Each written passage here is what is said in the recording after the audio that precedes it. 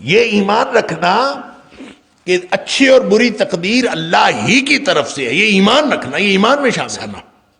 50,000 سال پہلے، یعنی کائنات ابھی نہیں پیدا ہوئی تھی، کائنات پیدا ہونے سے 50,000 پہلے اللہ نے سب کی تقدیریں لکھوا دی۔ آدمی اس کہے کہ میری تقدیر میں اگر جہنم میں جانا لکھا ہے تو میں جتنی مرضی محنت کروں میں جنت میں نہیں جا سکتا، یہ غلط ہے۔ لہذا راستے کا انتخاب آپ کے ہاتھ میں، آپ راستے کا انتخاب کرتے ہیں، میں اس راستے پہ جاؤں گا، یہ اس راستے پہ جاؤں گا، اس راستے پہ جاؤں گا۔ جب اس کا انتخاب کر لیتے ہیں تو اس کے اور پھر اس کے نتیجے کے درمیان لزوم کا تعلق ہے، پھر لازماً آپ جو ہے وہاں جا کے کہیں گے اقبال کسی کو کیا پتا اللہ نے کیا لکھا ہے؟ ہمیں کوئی پتا ہے؟ ہم تقدیر کا بہانہ تو تب بنائے ہمیں پتا ہو تقدیر میں یہ لکھا ہے، ہمیں پتہ ہی نہیں ہے تقدیر میں کیا لکھا ہے۔ وہ اللہ کا علم ہے، اور اللہ کا علم یقینی علم ہے، اس کے ہٹ کے کچھ نہیں ہو سکتا، لیکن ہمیں وہ علم نہیں دیا گیا۔ اس لیے آپ بے فکر ہو کے اپنا عمل کریں، اپنے عمل کو آپ سمجھیں کہ عمل کے ذریعے سے، عمل سے زندگی بنتی ہے، جنت بھی جہنم بھی۔ یہ خاکی کہ تم چاہ نہیں سکتے جب تک اللہ نہ چاہے، تو اس نے تمہیں چاہنے کی بھی صلاحیت دے دی۔ فمن شاء فلیؤمن فمن شاء فلیکفر، جو چاہے کافر بن جائے چاہے مومن نہیں ہے۔ آپ بالکل بے فکر ہو جائیں، اگر نہیں ہے، ہمارے پاس طاقت نہیں ہے، اختیار نہیں ہے، استطاعت سے باہر ہے، تو امتحان نہیں ہے، کیونکہ قانون اس کا یہ ہے لا یکلف اللہ نفسا الا وسعها، اللہ کسی کو ذمہ دار ٹھہراتا ہی نہیں اس کی طاقت کے بغیر تھا۔ لہذا تقدیر اللہ کا علم ہے، اللہ کا اندازہ ہے، ہمارا اس کے ساتھ کوئی تعلق نہیں ہے۔ ہم اپنا کام کریں اور سددوا وقاربوا، نبی پاک صلی اللہ علیہ وسلم نے فرمایا تم عمل کرتے جاؤ۔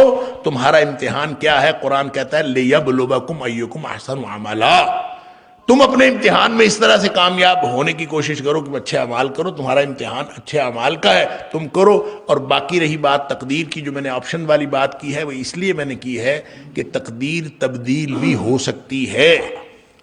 جو تقدیر کو صرف دعا بدلتی ہے، جس کو یہ پسند ہو کہ اس کی عمر بڑھ جائے اور اس کے رزق میں برکت ہو جائے، رزق میں فراخی ہو جائے، عمر بڑھ جائے، حالانکہ یہ دونوں چیزیں ہیں جو لکھی ہوئی ہیں، جو تقدیر میں لکھی ہوئی ہیں۔ اب تقدیر میں لکھی ہوئی ہیں، وہ چاہتا ہے کہ بڑھ جائے۔ فرمایا فلیصل رحمہ، اپنے رشتہ داریوں کو ملایا کرے۔ یہ اللہ فرماتا ہے انا کل شیء خلقناہ بقدر، ہم نے ہر چیز جو ہے وہ ایک خاص اندازے اور خاص مقدار کے تحت بنائی ہے۔ اس کو آپ یہ بھی کہہ سکتے ہیں کہ کل شیء خلقناہ بمقدار، کہ ہم نے ہر چیز جو ہے ایک خاص اندازے کے مطابق یا ایک خاص مقدار کے مطابق، ہر چیز کو ایک موزون مقدار اندازے کے مطابق اللہ تعالیٰ نے بنایا۔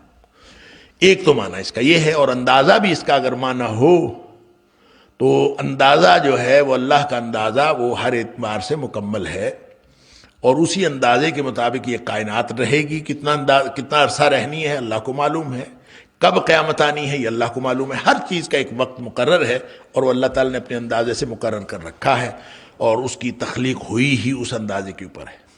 دوسرا معنی ہے اس کا تقدیر،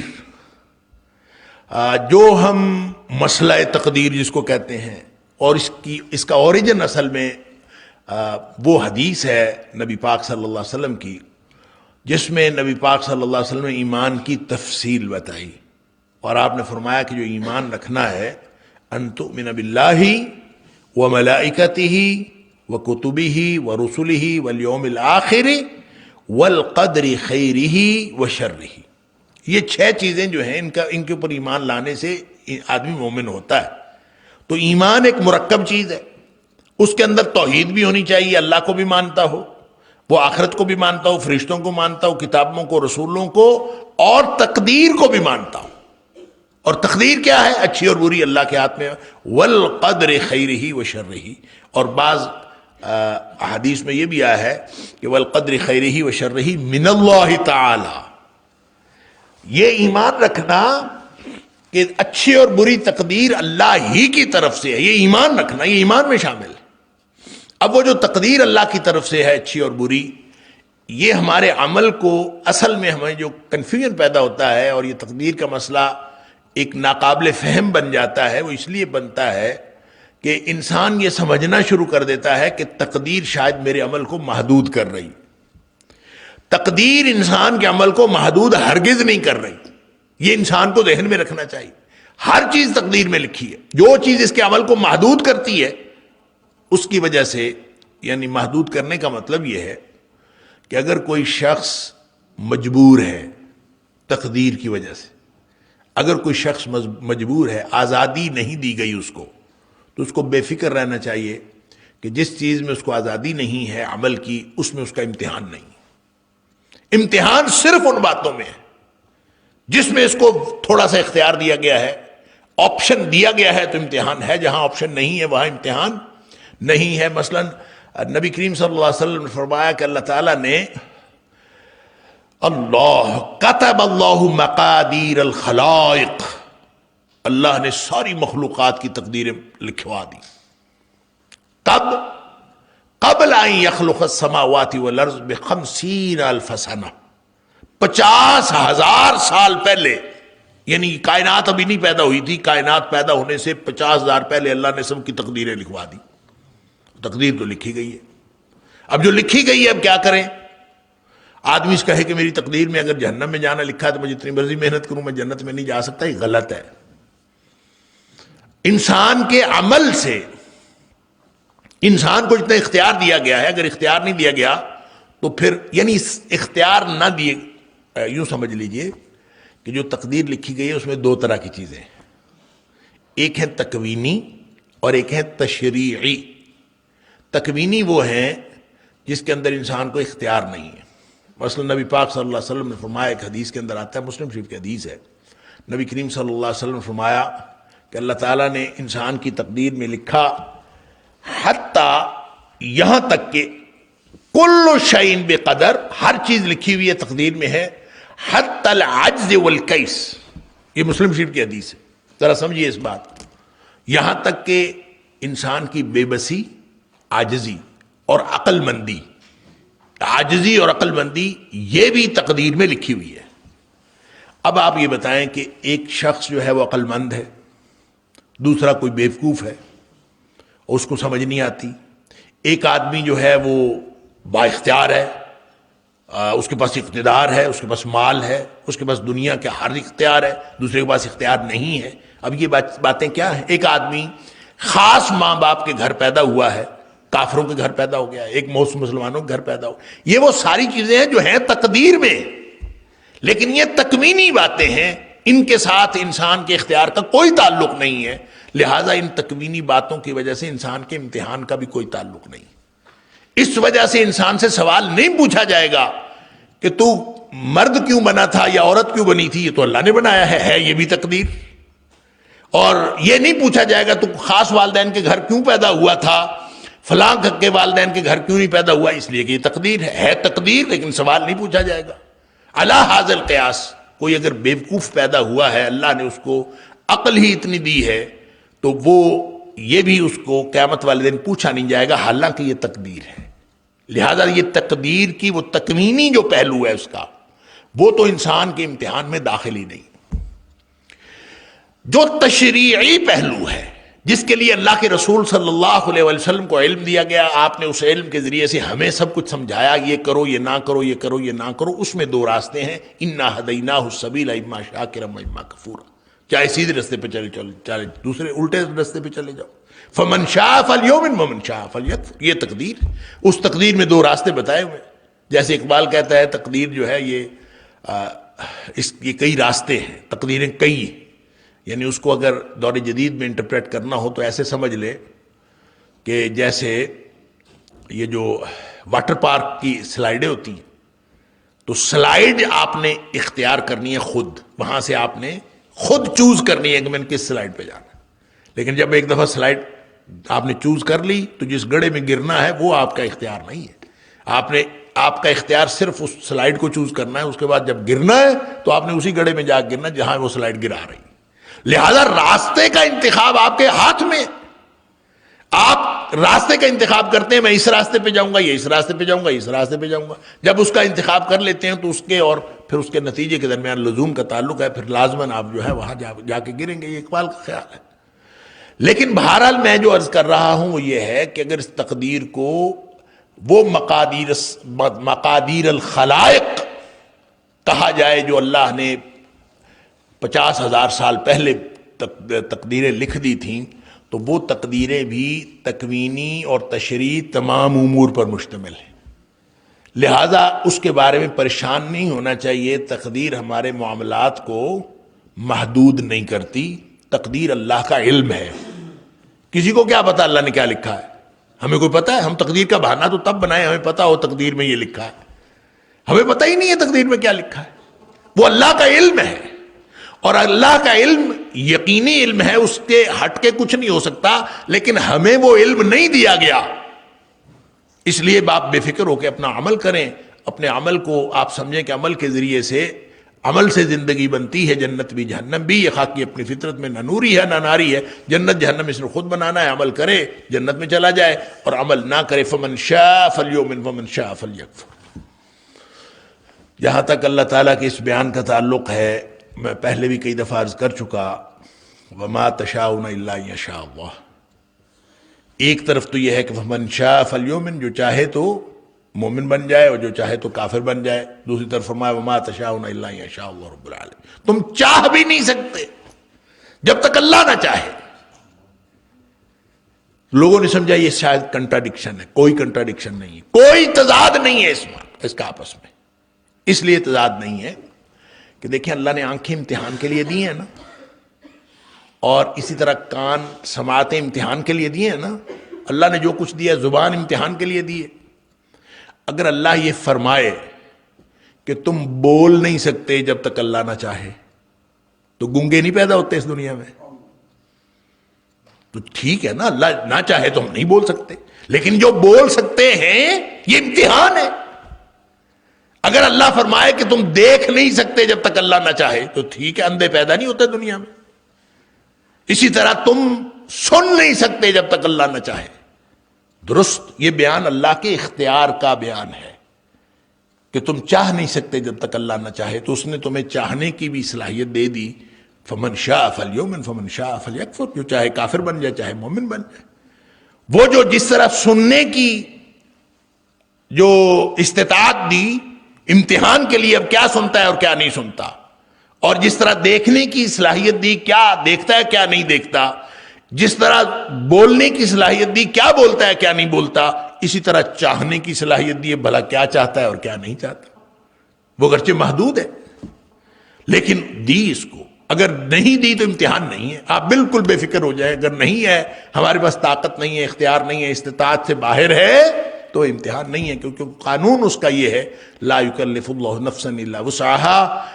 اللہ کسی کو ذمہ دار ٹھہراتا ہی نہیں اس کی طاقت کے بغیر.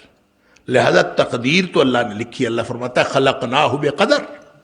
ہم نے ہر چیز کو ایک اندازے یا تقدیر کے اوپر پیدا کیا ہے، لیکن وہ تقدیر ہمارے اعمال کو محدود نہیں کرتی. یہاں تقدیر کا بہانہ بنا کر آپ کو آگے نہیں چلنا چاہیے. ہاں اتنا فرق ضرور ہے کہ جو ماضی ہو گیا نا، آج اس لمحے سے ماضی ہے، پیچھے سب کچھ ماضی ہے. جو ماضی ہو گیا اس کے بارے میں نبی پاک صلی اللہ علیہ وسلم فرمایا کرتے تھے کہ جو اللہ نے تقدیر میں لکھا تھا اور جو چاہا کیا، قدر اللہ ما شاء فعل. اللہ نے جو تقدیر میں لکھا تھا اور جو چاہا کیا. اس کا مطلب ہے جو ہو گیا وہ گویا فکس ہو گیا، تقدیر فکس ہو گئی. اب اس کے اندر چینجنگ کا امکان نہیں ہے، ختم، ماضی ہو گیا. جو مستقبل ہے اس میں ہر لمحہ تبدیلی کا امکان ہے، کیونکہ ہمیں تو پتہ ہی نہیں اللہ نے کیا لکھا ہے. ہم اس میں اللہ نے کیا لکھا ہے کیا نہیں لکھا، کہاں تبدیلی ہو سکتی ہو سکتا ہے اللہ تعالیٰ نے وہاں آپشنز لکھے ہوں، یہ کرے گا تو اس کو یہ ملے گا، یہ کرے گا تو اس کو یہ ملے گا. ہو سکتا ہے تقدیر لکھی ہے ایسے ہو، ہمیں کیا پتا. لہذا خام خواہ تقدیر کا بہانہ.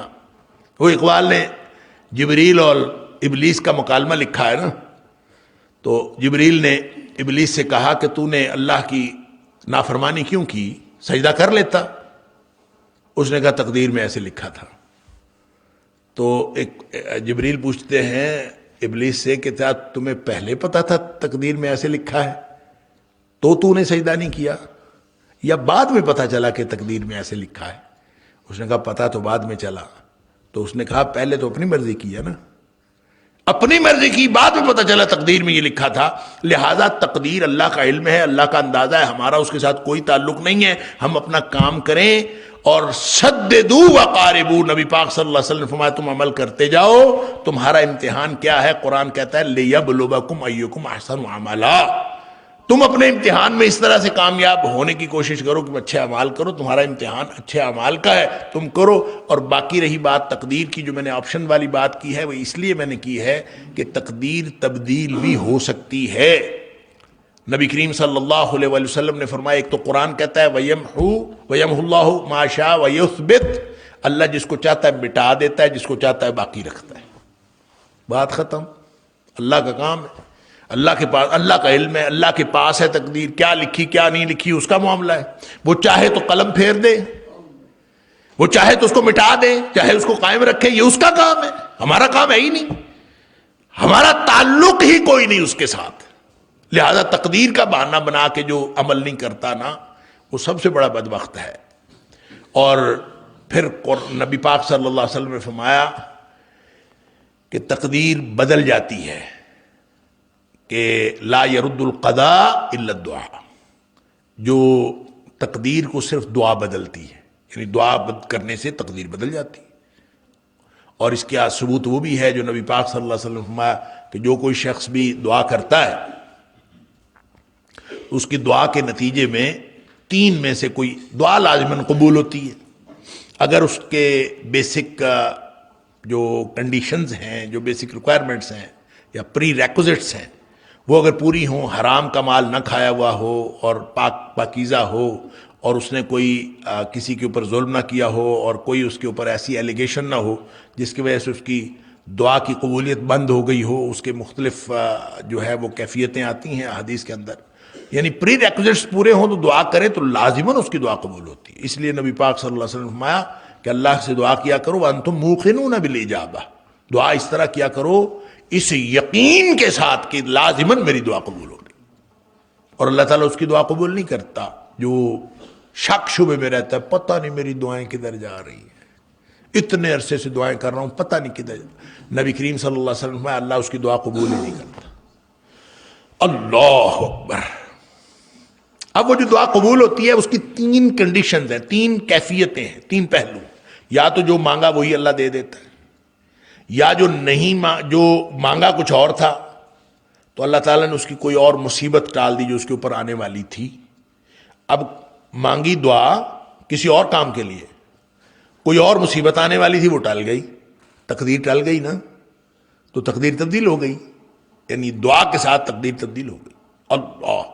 اور تیسری بات یہ ہے کہ نبی کریم صلی اللہ علیہ وسلم کوئی شخص جب دعا کرتا ہے اور اس کی دعا قبول بھی نہیں ہوتی اور اس کو اس کے بدلے میں کوئی مصیبت بھی نہیں ٹلتی، تو اس کی دعا کو جمع کر لیا جاتا ہے آخرت کے اجر کے لیے. اور جب یہ قیامت والے دن اپنی وہ دعائیں دیکھے گا اور ان دعاؤں کا اجر دیکھے گا جو دنیا میں قبول نہیں ہوئی، تو وہ کتنا بڑا اجر ہے.